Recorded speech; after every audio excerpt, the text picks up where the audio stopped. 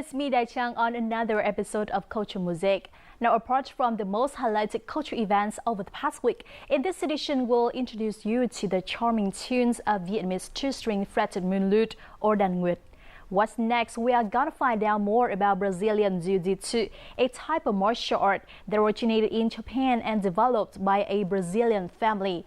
Here's what's coming up in the next half an hour. 3D paper craft fascinates youngsters. Artist Trung Lương and his passion for the đàn nguyệt or Vietnamese moon lute.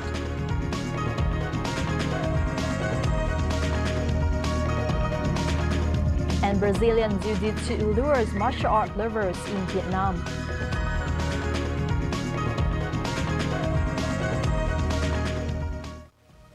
Now let's start off with our most outstanding culture events happening around the past week.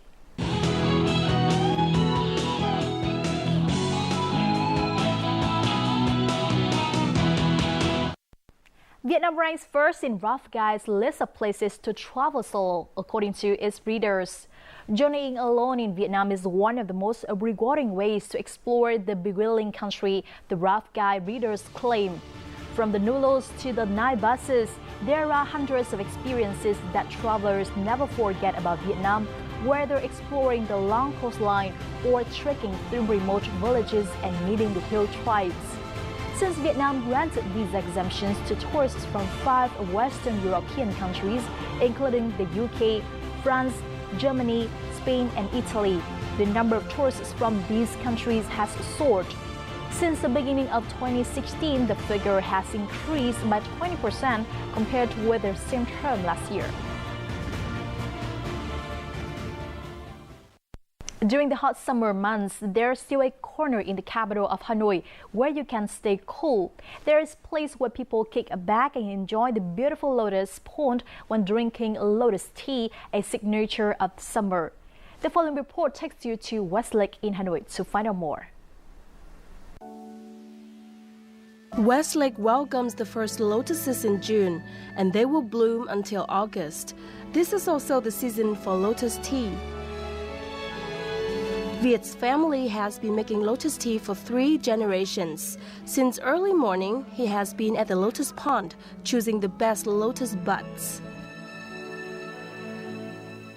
Buổi sáng, hoa sen nó nở thì mình ướp buổi sáng khi lúc đấy thì chè sen nó sẽ được hút được nhiều hương sen của bông sen hơn. Lúc ấy chè nó sẽ thơm hơn. Lotus tea has been very popular for 6 years now. The dried tea leaves will be put into the lotus bud, then covered with a lotus leaf. In order to get the sweetest aroma, lotus tea makers process their work right in the lotus pond. Ở dưới này nó sẽ hút được bùn, từ bùn hương sen tỏa ra sẽ thơm hơn. Viet's grandmother is also a lotus tea maker. She's proud to make a product that represents the beauty, purity, and traditional culture of Hanoi. Cái sen này của nó là làm thì thích lắm, mà của nó là hoa này thì nó thơm lắm anh chị. Để mà 2 năm vẫn thơm. Là những sắc hoa ngát hương bốn mùa. Putting aside all worries, people can enjoy the soothing aroma of lotus tea made right in the waters of Westlake. Để ta thấy như ngày con ngày thơ. The pottery has been a part of Vietnamese life for thousands of years. Its designs and patterns have developed throughout history, reflecting the culture and perceptions of the Vietnamese people. Let's find out more. Nguyễn Trường, an antique collector in Hanoi, spent over 10 years traveling in Vietnam and abroad to collect ancient pottery. The collection includes dozens of censers from the Lý, Lê Trần, and Nguyễn dynasties. His passion for the ancient pottery comes from his love for the unique patterns of each period on the artifacts. Mỗi một cái đặc thù, cái bát cái đó nó đều thể hiện một cái đặc thù, chẳng hạn lúc đó thời Lý thì là đạo Phật phát triển, cho nên cái bát, cái đĩa đều thể hiện cái cánh sen. Nhìn về màu sắc, tôi thấy cái gốm Việt của ta màu nâu sậm, màu nâu, màu trầm. Experts have found several pottery items featuring patterns of dragons, flowers and birds through excavation in Thăng Long Citadel and sunken boats at sea. Besides items for daily life, royal export pottery also speak volumes about the Vietnamese people. Một cái loại hoa văn đó là nó gắn với người Việt, tức là cái hoa văn sóng nước mà chữ Hán gọi là thủy ba đấy. Thì cái đề tài này có thể nói rằng nó bao quát suốt từ gốm nguyên thủy mà cho đến các cái gốm của các cái thế kỷ sau này. Có thể nói đây là một cái chủ đề mà nó gắn với cái cư dân nông nghiệp. Ba Thăng Pottery Village, a well-known craft village in the capital city, now provides a variety of products with different patterns to serve the diverse demands of customers. 100 years later, researchers can partly understand the country's integration into the world. The finale of Miss World Vietnam 2016, locally known as Miss Áo Dài Vietnam 2016, took place on June the 7th in Ho Chi Minh City with the crowning of Trương Thị Diệu Ngọc as the winner. The first and second runner-ups are Yến Nhi and Phương Linh respectively. Coming from Da Nang, Diệu Ngọc stands out with a height of 1.8 meter and her confident style. The judges highly appreciated her performing and communicating skills. With the title of Miss Áo Dài Vietnam 2016, the 26-year-old girl will represent Vietnam at Miss World 2016.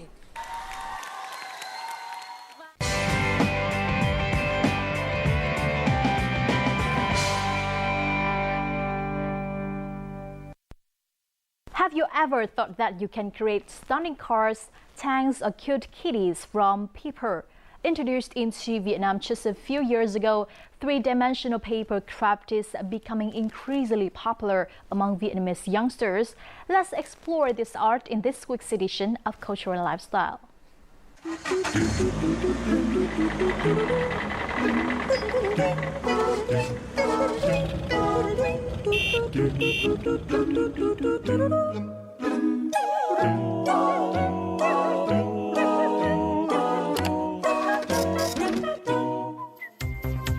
Now with just one piece of paper and some simple tools like these, you can actually create something really cool like these. Well, believe it or not, see for yourself.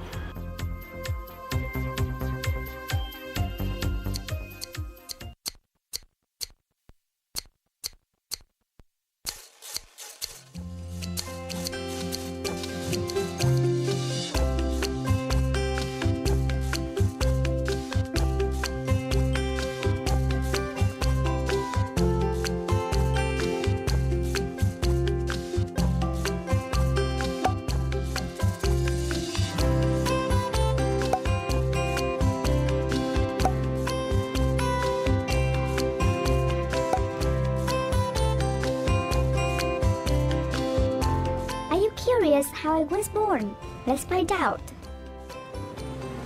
Impressed by the art of creating various things from paper, Quang Ba has been done papercraft for over 3 years now. The very first step is finding the template, then printing it out. The template can be either found from the internet or designed by the papercraft maker.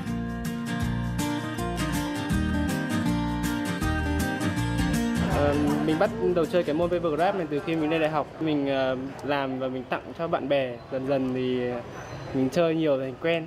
Sau đó thì mình phát triển cái môn này lên thành ra một cái môn nghệ thuật kiểu giao lưu với tất cả mọi người có cùng đam mê với mình. Papercraft hobbyists like Ba have gathered and formed a papercraft community where they meet to share experiences in making papercraft as well as their complete artwork. Cái mô hình giấy thì phát triển vào thời kỳ chiến tranh thế giới từ đầu thế kỷ 20. Trong cái thời kỳ đấy thì hầu như mọi cái nguyên vật liệu đều phải rất là tiết kiệm và quản lý chặt chẽ. Thì giấy thì không nằm ở trong số đấy. Và lúc đấy người ta sẽ dùng mô hình giấy để giúp cho các binh sĩ giống như là họ có cái thời gian thư giãn.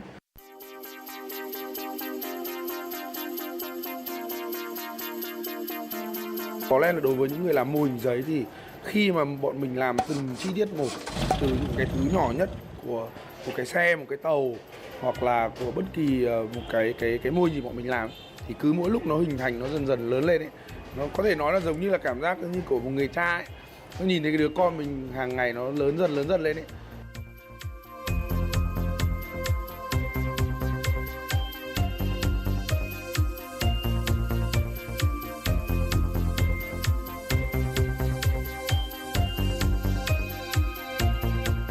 Besides downloading simple templates, these hobbies draw and create their signature models.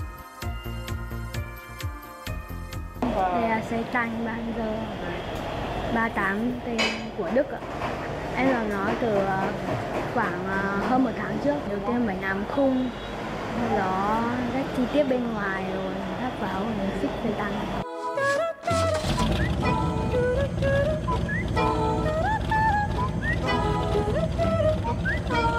Mình phải vẽ tất cả mọi thứ vì nó không có bất kỳ một cái thiết kế nào cả. Cái xe Jeep này là mình làm đến gần 1 năm. Và phải làm tất cả các chi tiết của nó. Ví dụ như nó có thể mở ở đây, trong này chúng ta có thể nhìn thấy kể cả cái còi này, đến cái bình ắc quy này, rồi đến những cái đèn của nó này. Cả một ngày có khi chỉ làm được 1-2 thứ thôi. Originating from Japan, the art of 3D papercraft has become popular worldwide.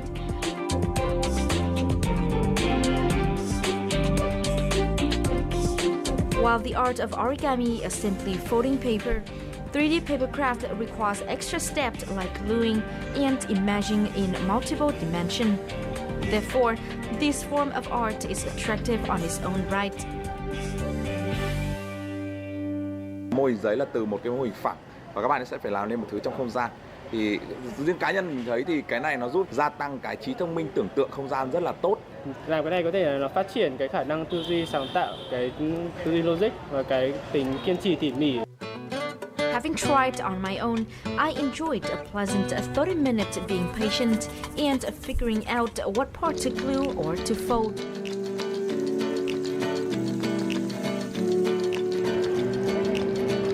Well, it's not that difficult to make a 3D papercraft like these, so you can actually try it for yourself.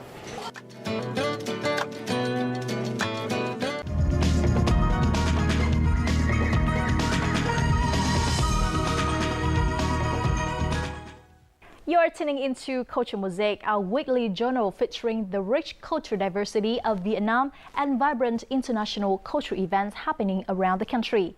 We do hope to become the bridge connecting the artists and their works with our viewers out there. So don't go away, we have a lot more in this week's installment coming up for you in just a moment.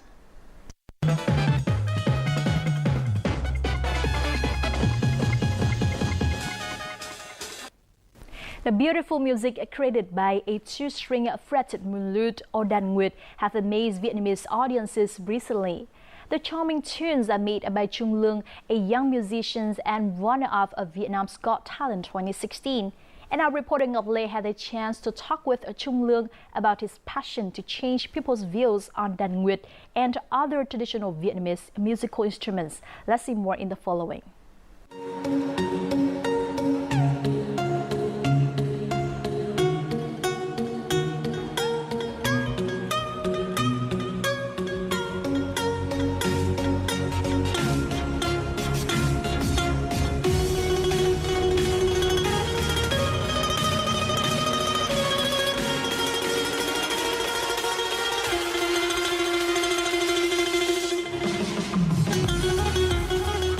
This impressive combination of American electronic music and a Vietnamese traditional instrument by Trung Lương has truly amazed audiences.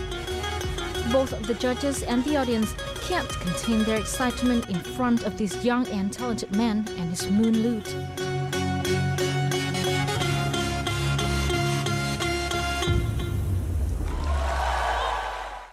Bạn tăng dần cái kỹ thuật khó về sau.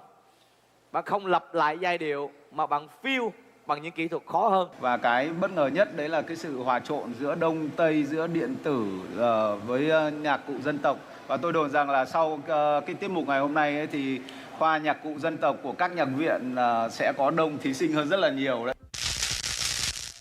Xin chào Trung Lương. Chúc mừng bạn đã giành ngôi vị Á quân trong chương trình Tìm kiếm tài năng Việt 2016. Được biết bạn đã chơi đàn nguyệt 7 năm rồi. Bạn có thể cho biết lý do mà bạn gắn bó với cây đàn nguyệt, một cái nhạc cụ rất là truyền thống đúng không ạ? Vâng, có phải đơn thuần chỉ là vì bạn muốn một cái sự khác biệt không? Khoảng năm lớp 6 ấy, thì khi mà Lương tập trung quá nhiều vào việc học văn hóa thì Lương dẫn đến tình trạng căng thẳng.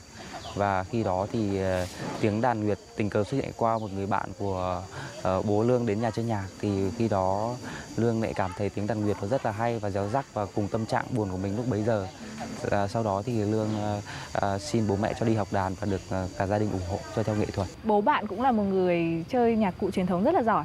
Vâng, vậy thì gia đình có cái vai trò như thế nào trong việc bạn quyết định đi theo dòng nhạc này? Thì bố Lương là một người chơi rất nhiều loại nhạc cụ.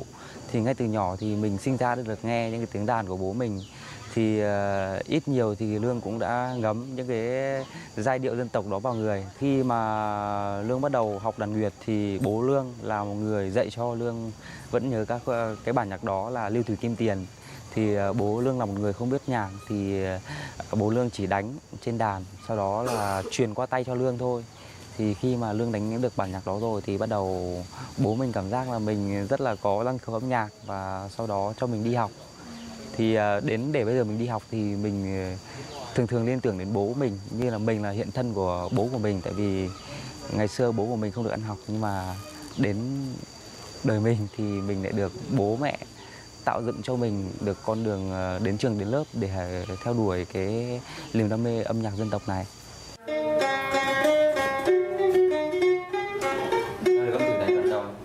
Trung Lương's father was his first music teacher. He can play many kinds of musical instruments, including the flute, monochord, moon-shaped lute, drum, and guitar. He learned to play all these instruments just by himself. Cái hồi nhỏ tôi cái năm 12 tuổi thì tôi đã học sinh nhưng chả biết học thì dốt, nhưng mà thực ra cái đàn thì về học suốt ngày suốt đêm. Thì đến bây giờ là nói chung là nhiều dụng cụ chơi được nhưng không giỏi, nốt nhạc không biết.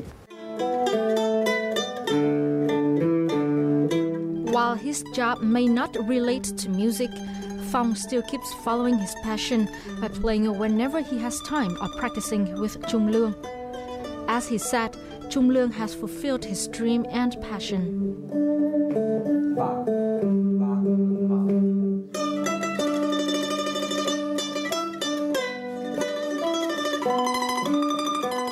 Tôi tự hào vì cháu đã biết nốt nhạc mà đã chơi được.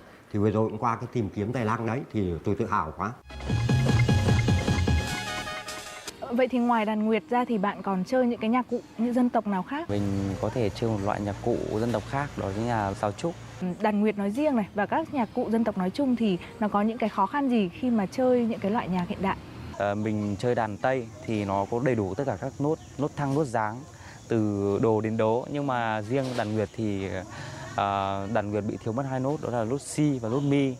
Và khi mà mình đánh một bản nhạc nào đó mà bị dính vào những nốt đó thì mình thường phải nhấn. Mà khi mà nhấn những đoạn nhanh thì mình nhấn thì mình không thể nhấn kịp được. Thì qua đó thì Lương khắc phục việc này bằng cách là Lương tự cảm âm thành một tông thuần của đàn nguyệt, tức là đàn nguyệt sẽ không phải sử dụng nhiều vào những nốt đó để có thể để Lương có thể chạy được những đoạn cao trào, chạy những đoạn nhanh của kỹ thuật đàn nguyệt. Như tôi được biết là bạn hay dùng cây đàn nguyệt của mình để chơi những bản nhạc rất là sôi động và rất là mới như là của Alan Walker này, của Albrecht đúng không ạ? Vâng, vậy thì khi mà kết hợp cái âm thanh của đàn nguyệt rất là đặc trưng để chơi cái dòng nhạc như thế thì bạn có những cái khó khăn gì? Đầu tiên là mình phải chọn lựa bài để làm sao mà mình đánh nó hợp với cái tông của đàn nguyệt. Vì đôi khi mình đánh những cái bài thì nó rất là căng thì mình đánh có thể bị đứt dây đàn ngay. Và khi mình chọn những bài mà bài nó rất là trùng thì mình lại không thể đánh lên được tiếng to được. Và khi mà điều khó khăn tiếp theo là mình phải cảm âm và mình đánh hoàn thiện được cái giai điệu của bài đó.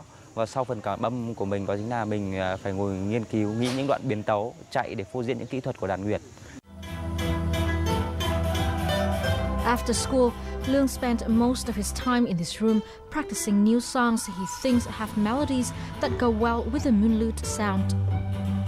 The idea of using the moon lute to cover electronic songs just came to Trung Lương a few months ago when he joined the Vietnam's Got Talent competition. Covering new songs, especially folk music, according to Lương, is the best way to bring the unique sound of the moon lute closer to audiences and to help promote Vietnamese instrument to the world.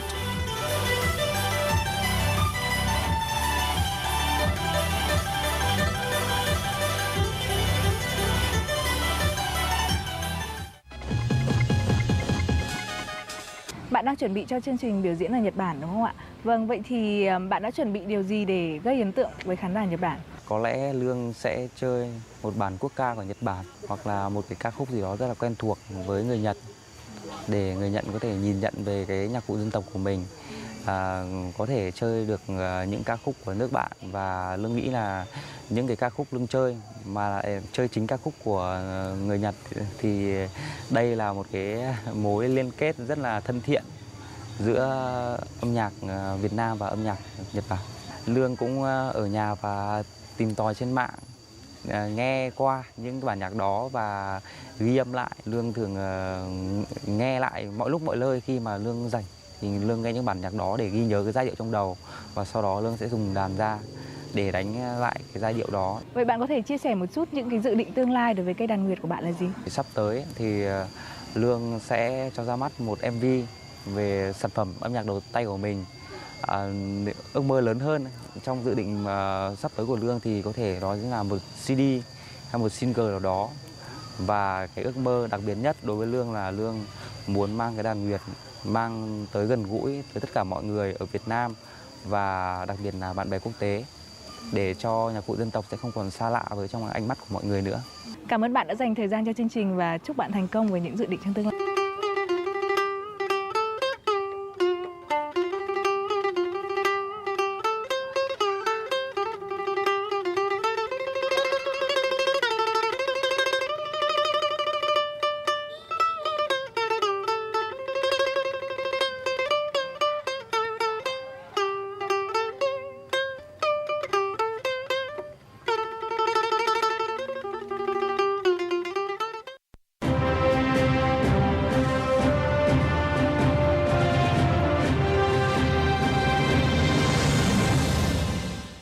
Japan is one known not only for its cuisine but also its martial arts.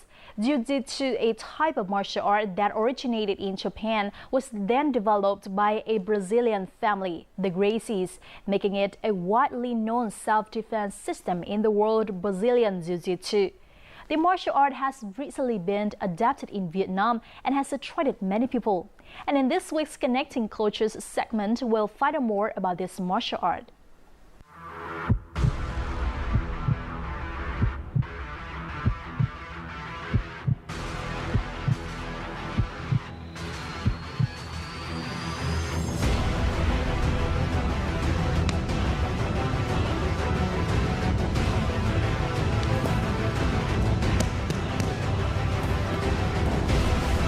You think this is judo? No, it's not judo.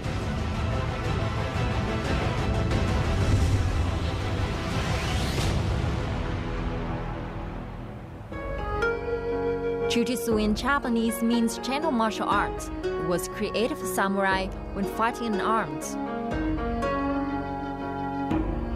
Chiguro Kano, a jiu-jitsu practitioner, developed his own variant called judo. In the early 1900s, Brazilian Elio Gracie learned this martial art from a student of Kano. He then modified the martial art to make it more adaptable to his frail physique, Brazilian Jiu-Jitsu.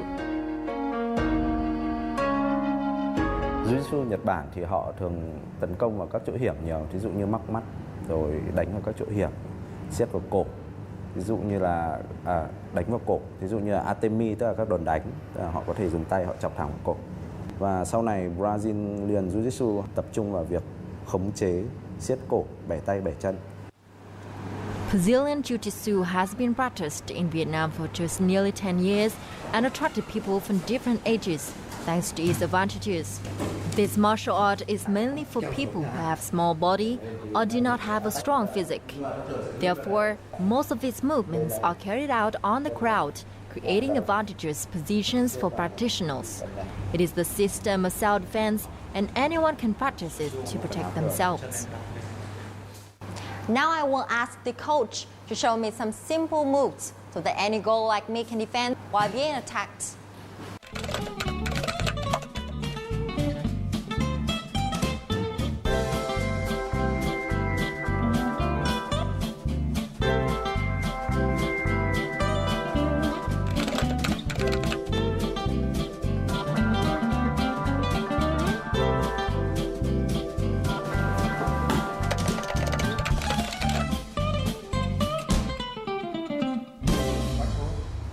Apart from simple movements, Brazilian Jiu-Jitsu also uses sequences of movements to help practitioners win the advantage and disengage from the fight. It has 4 major positions: back, mount, side control, and guard. For Brazilian Jiu-Jitsu practitioners, the martial spirit is simple. Jiu-Jitsu is not the art of hitting, it's the art of not getting hit. Khi mình có gặp va chạm trên đường thì đầu tiên giải quyết thì hãy giải quyết bằng cái lời nói của mình, hãy xin lỗi, hãy làm gì đấy. Và nếu mà đến một trường hợp nào đấy mình không thể nào có thể dùng lời nói của mình thì mình chỉ kiểm soát người ta, kiểm soát đối thủ và từ từ cho người ta bình tĩnh lại chứ không bao giờ đánh người khác. Mỗi cái cuộc đấu gần như là một cuộc đấu trí, thay vì là mình chỉ đấu sức. Vì ví dụ những cái động tác là mình phải xem đối phương, xem bạn tập mình là dùng những cái đòn nào thì mình dùng những cái đòn khác để mình khắc chế. Brazilian Jiu-Jitsu is not all about physical strength and techniques. It is also about patience. Lúc đầu mới vào thì là mình cái trình độ còn thấp, thì gặp những người trình độ cao thì lúc đấu là mình thua liên tục. Thì những cái lúc đấy là tinh thần nó rất là nản, thế nhưng mà mình vẫn tiếp tục vượt qua. Thì là đến hiện tại thì nó cho mình một cái bài học về kiên trì, không sợ về thất bại và thử thách. Kids, women, small people, no matter who you are, you can defend yourself. And our journey to discover a Brazilian Jiu-Jitsu has wrapped up this edition of Culture Mosaic. Please write to us at culturemosaic@vtv.vn with any of your comments and suggestions for the show. You can also rewatch our programs online at vtv4.vn or youtube.com/vtv4go. Once again, thank you very much for your time with us. This is Dae Chang, and until next time.